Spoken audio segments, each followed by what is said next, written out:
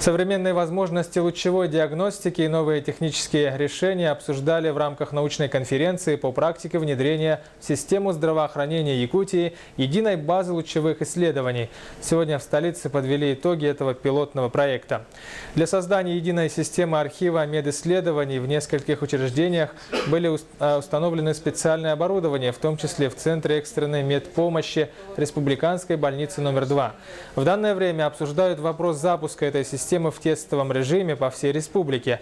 Кроме того, рассматривались практические опыты, проблемы использования IT-технологий в работе между медицинскими учреждениями республики.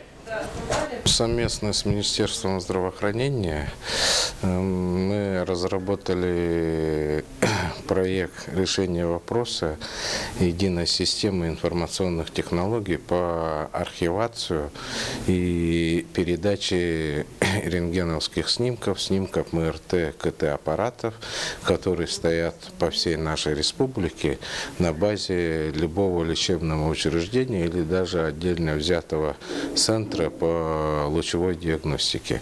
Как раз эта презентация показала возможности IT-технологий на современном этапе соединить все больницы в единое русло.